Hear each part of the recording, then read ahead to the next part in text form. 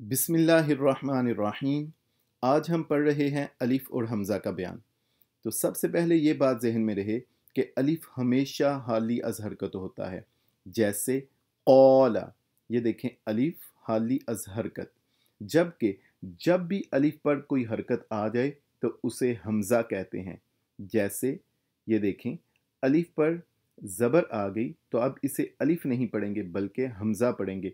हमज़ा ज़बर अ, हमज़ा खड़ी ज़बर अ, हमज़ा ज़बर हमज़ा अ, हमज़ा ज़बर हमज़ा अ, हमज़ा ज़बर हमज़ा अ।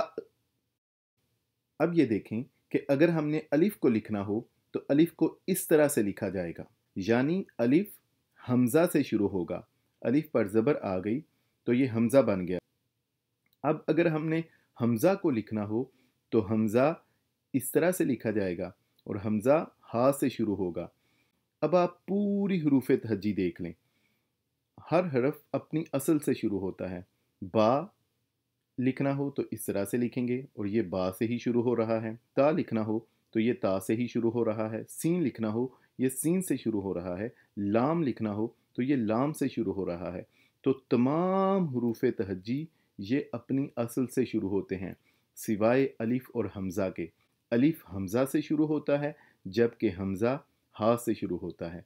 फिर अगर आप गौर करें तो देखेंगे कि हरूफ तहज्जी में तमाम हरूफ या तो दो हरफी हैं या तीन हरफी हैं। जैसे ये देखें, बा के दो हरूफ बा और अलिफ, ता के दो हरूफ ता और अलिफ, सीन के तीन हरूफ सीन या नून, लाम के तीन हरूफ लाम अलिफ मीम। सारी हरूफ तहज्जी में हरूफ के या तो दो हरफ हैं या तीन हैं सिवाय हमज़ा के।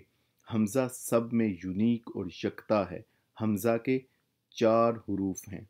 तो कहने वाले कहते हैं कि ये अलिफ अल्लाह का है।